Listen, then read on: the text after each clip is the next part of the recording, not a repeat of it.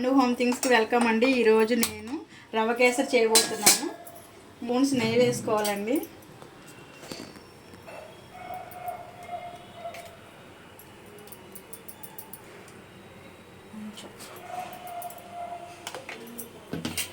ఇవి బాదం పప్పులు, డ్రై ఫ్రూట్స్ వేయించుకోవాలండి. జీడిపప్పు, బాదం పప్పు.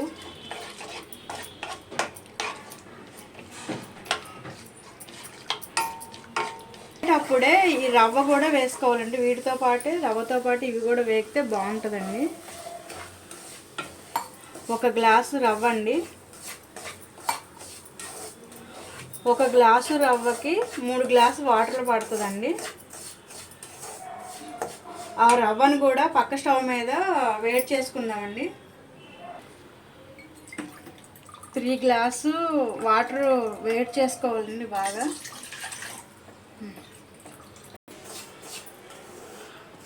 ఈ రవ్వని మీడియం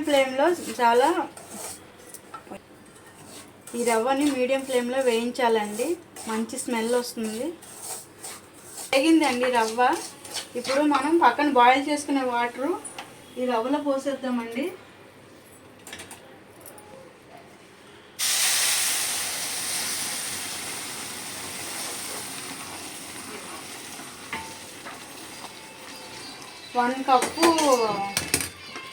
ఒక గ్లాసు రవ్వకి 3 కప్పు వాటర్ పడుతుందండి.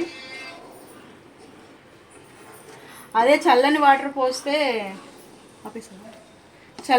పోస్తే రవ్వ అంతా సత్తి పడిపోయినట్టు అయిపోతుందండి. అందుకని ఈ బాయిల్డ్ వాటర్ పోస్తే ఇలా ఉంటుందండి. మంచిగా వేగుతుంది.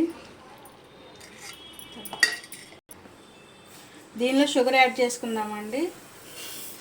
1.5 కప్పు షుగర్ పడుతుందండి. గ్లాసున్నర షుగర్, 1.5 కప్పు కాదు, గ్లాసున్నర షుగర్.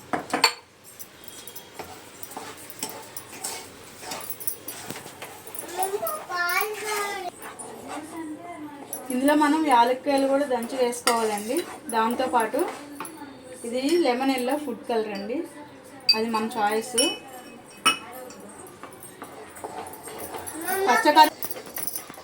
రవ్వ కేసరి రెడీ అయిపోయిందండి.